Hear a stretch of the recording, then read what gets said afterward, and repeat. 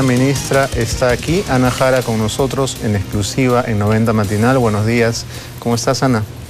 Tú siempre sabes que es un placer para mí volver a verte. Igualmente. Y estar también aquí atrás, detrás de cámaras, delante de las cámaras, en este caso en Frecuencia Latina. Finalmente se cumplió mi predicción. En la última entrevista que tuvimos, yo me preguntaba por qué es que todavía no eras primera ministra, y bueno, finalmente ha ocurrido. No sé si recuerdas, pero yo Tú lo presagiaste. leí el futuro. Tú lo presagiaste. Tenemos por ahí el video, cuando lo tengan listo me avisan. Porque es interesante que se hayan tardado tanto en realidad. Yo creo que la gente esperaba que esto ocurriera.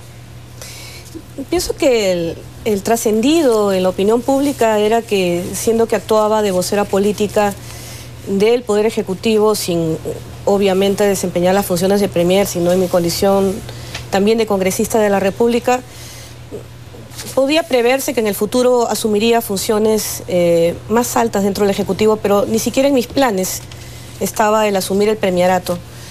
Consideraba que todavía había mucho que hacer, más aún que hacía 5 meses me habían cambiado de cartera y entonces había que fortalecer los programas laborales. Ahora, en plena desaceleración económica, había que fomentar el empleo y la formalidad del mismo, de manera que yo creía que la tarea que me habían asignado todavía necesitaba de mí en ese sector, ¿no? Bueno, has estado cambiando de puesto con relativa ligereza, ¿no? Con rapidez. Ni tanto, porque yo tengo más de 2 años y medio en el Poder Ejecutivo. Permanecí 2 años, 5 meses en mujer y luego, 2 años, 3 meses en mujer y casi 5 en trabajo. Han sido 2 cambios en todo este tiempo de existencia de este gobierno. Creo que no han sido muchos. Yo recuerdo un ministro en la época del presidente Toledo que sí tuvo la oportunidad de servir en varios sectores, que fue Javier Reategui. Él estuvo, sí, en varias carteras del Ejecutivo. El ex premier Salomón Lerner ha publicado un artículo en El Comercio en el cual plantea varios retos que tendrías que asumir. Uno de ellos sería el de disputar el liderazgo del ministro Castilla, del ministro de Economía, sin duda el más longevo del régimen, de la primera promoción. ¿no? De la primera promoción. ¿Te parece que esto será un problema? No, yo creo que no existe ningún tipo de competencia por liderazgos dentro del Poder Ejecutivo. De hecho, no solo porque la Constitución así lo señala, sino porque lo es en la práctica, quien lidera el Poder Ejecutivo, quien señala las líneas matrices y las políticas nacionales de gobierno es el presidente Humala. De ahí todos somos pares, todos somos ministros. Y las reformas de Estado, las grandes decisiones que se adoptan en los consejos de ministros requieren debate, mayor estudio de las mismas, de manera que no existe un liderazgo acentuado de alguien que venga e imponga la agenda dentro del Poder Ejecutivo. Los dos, en este caso, cumplimos funciones primordiales dentro de este poder del Estado, pero no existe alguien que tenga liderazgo más acentuado o estemos en una competencia de egos dentro del Ejecutivo. ¿Pero la presidencia no implica una jerarquía mayor que la del ministro de Economía? ¿Tú eres presidente del Consejo de Ministros? Claro, yo soy presidente del Consejo de Ministros. Después del presidente soy la portavoz de este gobierno y la que coordina la agenda y el trabajo de los demás ministerios. Soy una especie de bisagra dentro del Ejecutivo y con los otros poderes públicos y también la ciudadanía. Pero eso no significa de que yo deba imponer mi trabajo. Cuando salió el ex premier Villanueva y tuvo expresiones más bien amargas, por decirlo de algún modo, dijiste que era poco elegante que alguien que había participado del gobierno luego hablara mal de él apenas salía, y que si él se sentía manipulado, mangoneado por la primera dama, era un pelele. ¿Cuál es la vacuna contra esto? ¿Qué vas a hacer, Ana, para que no te pase lo mismo que a Villanueva? Expresamente, mi malestar en ese momento no era dirigido a César Villanueva.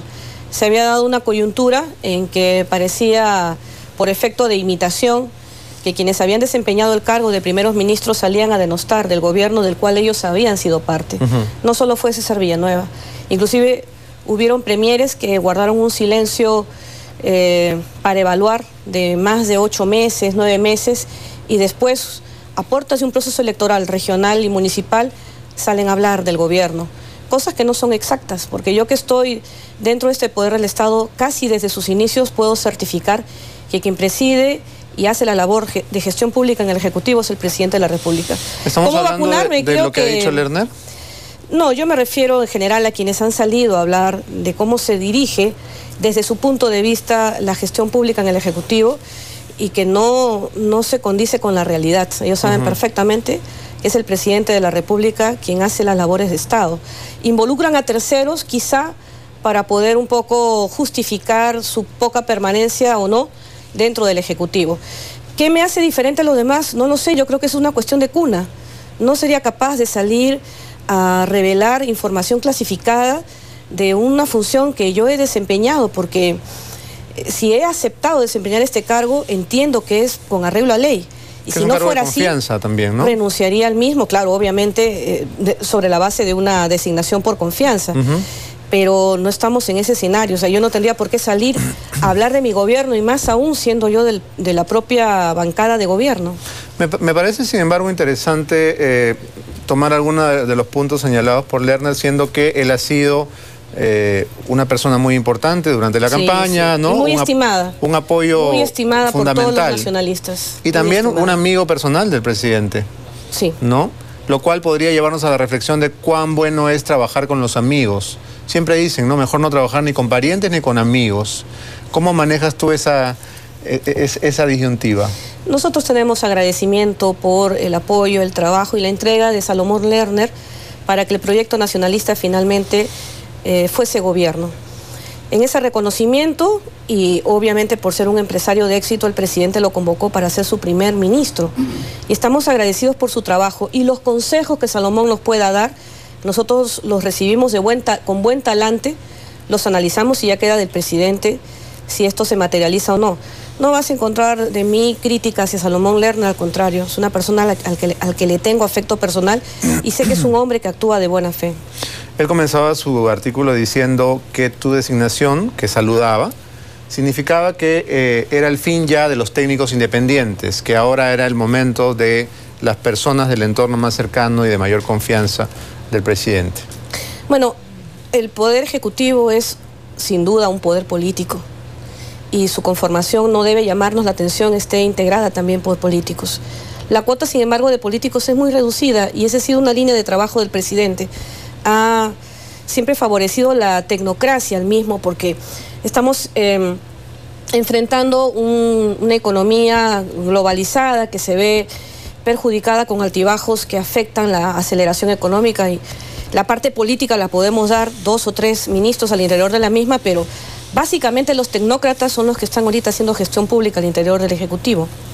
Yendo a las noticias de hoy, para que no me preguntes cuál es la pepa periodística, Jaime Delgado finalmente... Que Manuel Pulgar Vidal me puso Ana Jara la pepa. ¿Ah, sí? Con eso me molestaba. Como Valdesari. En la sesión de Consejos de Ministros. Bueno, hoy ya se confirmó que Jaime Delgado ha renunciado a la bancada nacionalista y el tema de controversia es el pago obligatorio a las AFP y las ONP. Primero, ¿qué significa esta nueva decisión? Bueno, lamentar la salida de Jaime Delgado es uno de nuestros puntales dentro de la bancada de Gana Perú. Un vocero importante, y digo Gana ¿no? Perú porque él fue un independiente convocado por el presidente Humala a enrolar las filas de esta apuesta por un gobierno con una justa redistribución de la riqueza y defensa de los consumidores. Lamento mucho el paso al costado que ha dado Jaime. Yo espero con el tiempo que el trabajo que desempeñemos de una manera mucho más articulada, Ejecutivo y Congreso de la República, le pueda hacer a él retomar el camino y volver a las filas de Gana Perú. Por lo demás, le auguro muchos éxitos porque es una persona muy centrada, es uno de los voceros que hemos tenido que nos llamaba más bien a la mesura, ¿no? Tú sabes que en la efervescencia del debate político en el Congreso se caldean los ánimos y más bien la voz apacible de Jaime Delgado nos hacía nuevamente retomar la objetividad en los debates. Yo lamento mucho su salida, pero es una pérdida entonces significativa. Continuará apoyando las grandes reformas de Estado que estamos haciendo desde el gobierno. Ahora, siendo autocríticos en el caso de Gana Perú, el hecho de que la gente comience a irse es señal de que algo anda mal, ¿verdad? ¿cuál sería la autocrítica partidaria? Porque todo este grupo que ha salido y ha formado la bancada de Dignidad y Democracia no se ha ido porque se volvieron locos de un día al otro. También se fue Verónica Mendoza, también se fue Rosa Mavila. Como vemos, ha habido una deserción importante. ¿Qué está pasando? Sí, y con esto no quiero justificar este fenómeno que ha sucedido en Gana Perú, pero no ha sido de exclusividad de nuestro partido. Innumerables escenarios con otros periodos legislativos han sufrido siempre la decisión de sus bancadas, se han atomizado las bancadas representadas en el Congreso, las que llegaron por el voto popular y luego se abrieron. Nosotros no somos inmunes a este fenómeno, pero quizá la reflexión, un poco desglosándome, porque no puedo hablar como premier, sino como integrante de la bancada de Gana Perú, sea que haya que reforzar la comunicación que se tiene con la bancada de gobierno. La parafernalia, el trajín, el pressing que se tiene en el Ejecutivo, sobre todo cuando se envían proyectos de ley con carácter de urgencia, porque así lo regula la Constitución, obliga a que el debate se haga de una forma acelera.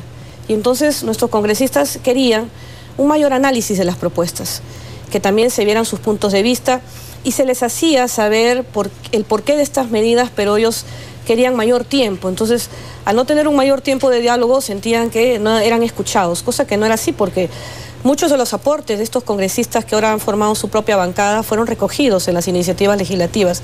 No todo se puede hacer, Beto, pero el asunto es escuchar. Y siento que han sido escuchados, pero ellos demandan una mayor atención y espero, y eso es una oportunidad para Ana María Solórzano, como no solo presidenta del Congreso, sino también como integrante de la bancada, que pueda hacer ese trabajo fino al interior de la misma y lograr fortalecer la bancada y quizá hacer que retornen los disidentes a la misma. ¿Tienes esa esperanza? Sí, yo guardo esa esperanza. Es gente de bien, gente de corazón que sirve al país. Y yo tengo la certeza que aún en este periodo que ellos están tomando de distancia, van a apoyar las iniciativas legislativas venidas del Congreso y van a seguir cumpliendo su rol de fiscalización, porque, por ejemplo, ayer Daniela Bogataz, en un programa dominical, fue bastante crítico respecto al Ejecutivo en determinados aspectos. ¿Y quién diría que Daniela Bogataz, que es uno de nuestros principales cuadros nacionalistas, pudiera hacer una crítica pública a nuestra gestión? Y eso dice bien, porque en un partido político también tiene que haber críticas, sino cómo crecemos, sin cómo duda, perfeccionamos. Son usos de la democracia, así pero es. También tiene que haber cierta tranquilidad que permita trabajar. Y en la política, como en la televisión, las rencillas están siempre a la orden del día. ¿Cómo hacer que la aparente tensión que existe con la vicepresidenta Marisol Espinosa desaparezca? Porque ha quedado en la población una sensación de que, como se dice, se mastican pero no se pasan. No. Marisol Espinosa es una mujer noble. Es una mujer noble.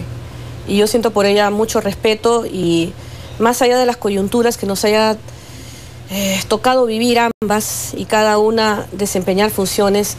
Bueno, en el caso de las dos muy similares, ¿no? Ambas formamos parte del Ejecutivo, claro, ella con mayor jerarquía, como vicepresidenta de la República, elegida así por el pueblo en una plancha presidencial y también congresista de la República. Siempre hemos unificado esfuerzos para sacar adelante el gobierno. Yo no tengo la menor duda que el trato alturado, el respeto mutuo y este trabajo en conjunto, en equipo con Marisol Espinosa, lo seguiremos realizando. Sin embargo, el hecho de que ella estuviera en una especie de lista alterna generó incomodidad, desazón al interior de la bancada. Ese es un capítulo cerrado, Beto. Es como analizar, por ejemplo, por qué se perdió o se ganó un campeonato, por decir, de fútbol, estando tan de moda el fútbol este año por el Mundial. Ya concluidas las elecciones, lo que debemos hacer es voltear la página y seguir para adelante ayudando a la gobernabilidad del país. Vamos a recordar la entrevista anterior en el momento en que yo me preguntaba por qué no eras primera ministra.